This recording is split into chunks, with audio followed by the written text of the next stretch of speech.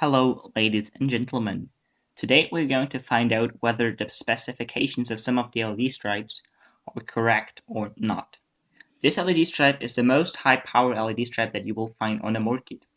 It features 300 50/50 LEDs on a 5-meter stripe, and those 50/50 LEDs are 3-chip LEDs, so you will have one red, one green, and one blue LED. So basically, this is a 900 LED stripe. This is the RGB version, and I purchased this one because I wanted to see whether there is a difference between different colors of LEDs. If you want to test them, you first of all have to know what the basic factory specifications of them are. This LED stripe can be wired in a maximum of 5 meters. If you make the calculations and consider that each LED usually draws about 20 milliamps, you will come to the conclusion that about 2 amps per color are needed, because LED has about a breakthrough voltage of 3.5 volts and it consumes about 20 milliamps on that when we consider those 50/50 LEDs. And we will have red 3 in series resistor in between them, then green 3 in series resistor in between them, and so on. This is also why you can only cut those stripes every 3 LEDs. If we have 300 LEDs, we will have 3 in series, so we can divide by 3, and 100 in parallel, meaning you have 100 times 20 milliamps, and this results in 2 amps. You have that for each color, so the maximum power this thing can consume is 6 amps, and 12 volts is 72 watts.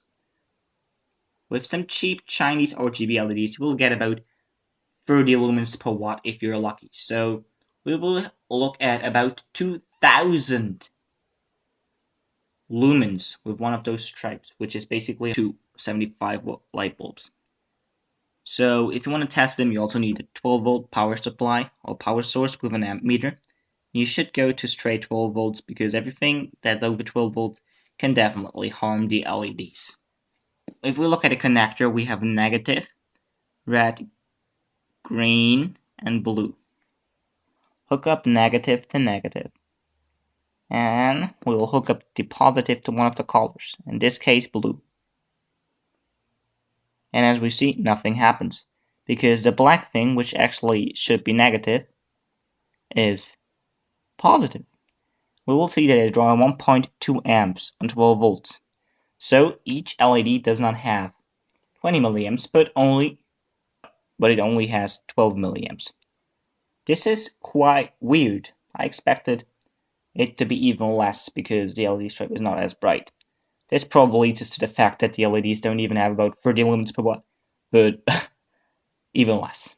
If we go to the red LED, which is quite interesting because red LEDs have a way lower breakthrough voltage, so they have a different resistor for the red LED, you will see that it draws about 1.4 amps. And if we go to the green, you will see that it draws about 1.3 amps. Combining all 3 of them results in about